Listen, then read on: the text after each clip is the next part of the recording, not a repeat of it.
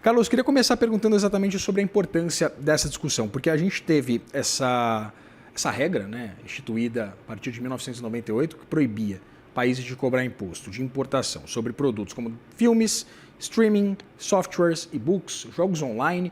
E eu queria entender exatamente a que pé que está essa discussão na OMC, mesmo que a gente tenha, né, um esvaziamento da importância do órgão que rege o comércio mundial.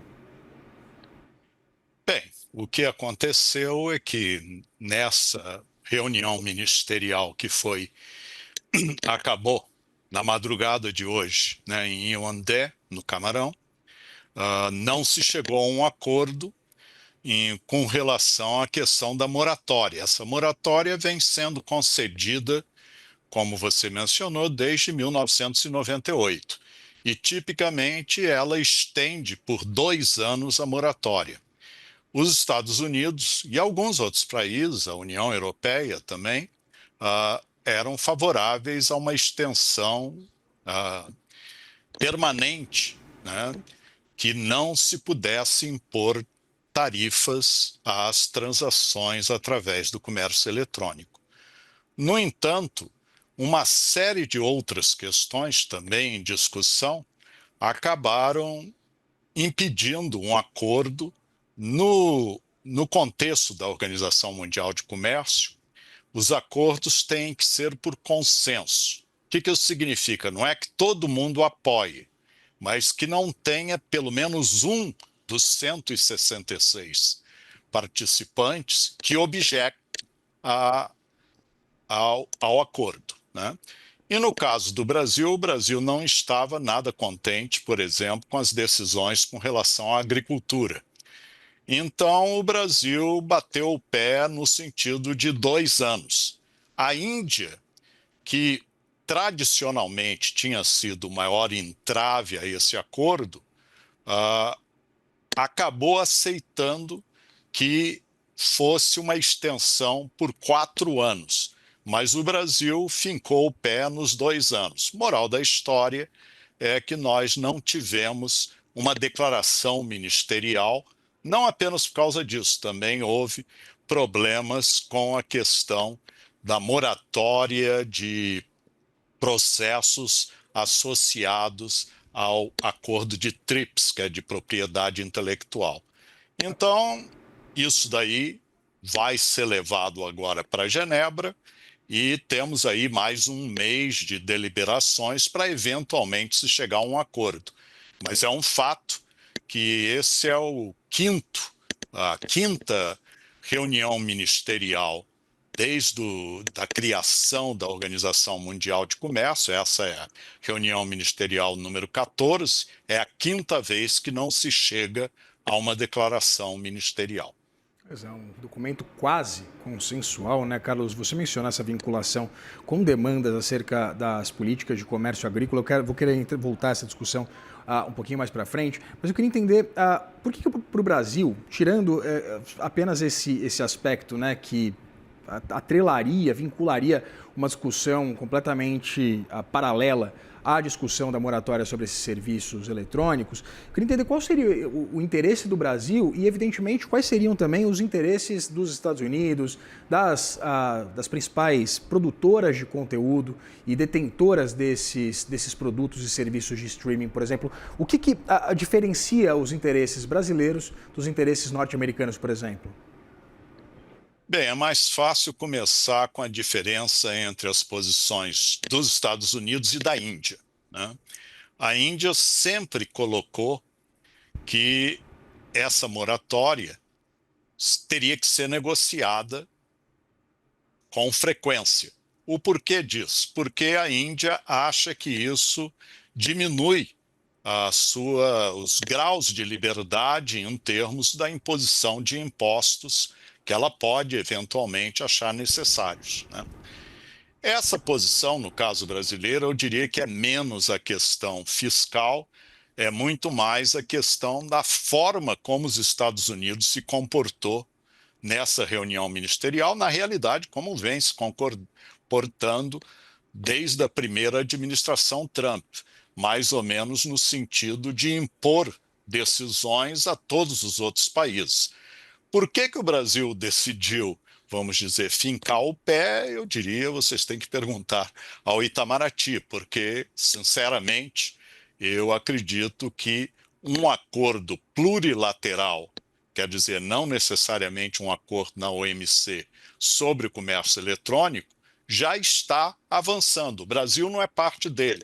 Diga-se de passagem, os Estados Unidos também não é parte dele.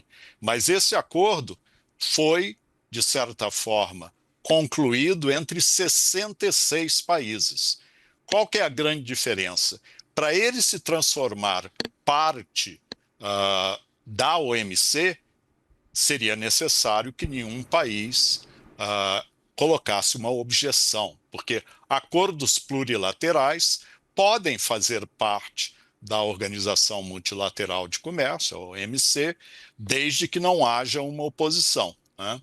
Então, na realidade, nós temos já esse acordo, que tem países como o Japão, os países da União Europeia, etc., num total aí de 66 países que respondem por cerca de 70% do comércio internacional, que durante essa reunião ministerial basicamente apoiaram esse acordo. A grande questão agora é se isso vai se tornar parte da Organização Mundial de Comércio ou não, porque nesse acordo a questão de impor tarifas ao comércio eletrônico não é permitido.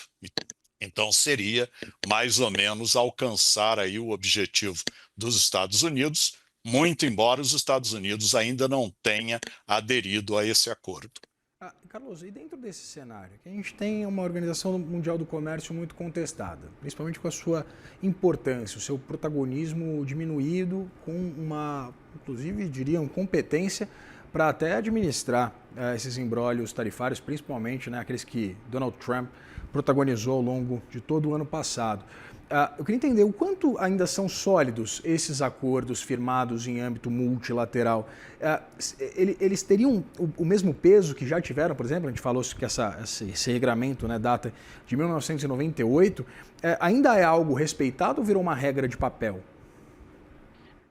Olha, na realidade, muitas das regras da Organização Mundial de Comércio, você tem exceções, por exemplo, quando um país argumenta que está impondo tarifas por questões de segurança nacional, que se tornou uma forma contumaz dos Estados Unidos nesses últimos anos, né? Existe a possibilidade legal de utilizar essas exceções. Só que no passado, uh, todos os países tentavam evitar isso porque sabiam, se você começa a argumentar que tudo há motivação para você impor medidas protecionistas por questões de segurança nacional, isso daí desestruturaria o comércio internacional, né? A realidade é o seguinte: se você é pessimista, você poderia. A imagem que vem à mente é aquele livro do Gabriel Garcia Marques, né, A Crônica de uma Morte Anunciada. Quer dizer, todo mundo sabe que a OMC tem problemas, né? Eu fui o Senior Advisor de Comércio Internacional do Banco Mundial entre 2003 e 2006, baseado em Genebra, e acompanhava de perto os trabalhos da OMC. A Ngozi, que é a atual uh, diretora-geral da OMC, foi minha colega e minha chefe no Banco Mundial no passado.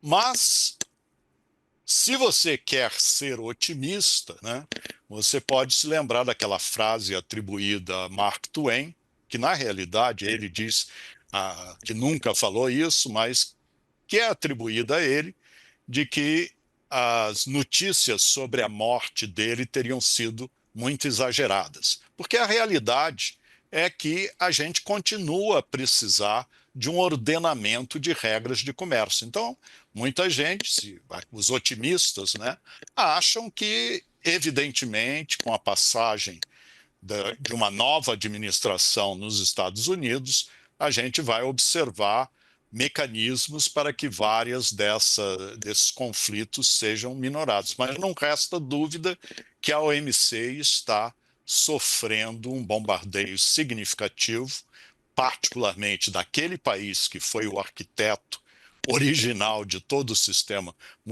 multilateral de comércio. E aí eu me lembro de um professor de Princeton chamado Robert Gilpin, que costumava dizer a ordem econômica liberal internacional só pode ter sido criada e se manter se o Estado mais poderoso do mundo apoiar o sistema. E nesse momento isso não acontece. Né, Carlos, pegando um gancho no seu referencial literário, então ainda não é hora da gente escrever as memórias póstumas da Organização Mundial do Comércio. Conversei com o Carlos Primo Braga, ex-diretor do Banco Mundial. Peço perdão novamente pelo nosso lapso. Foi um prazer estar com vocês. Agradeço muito. Até mais.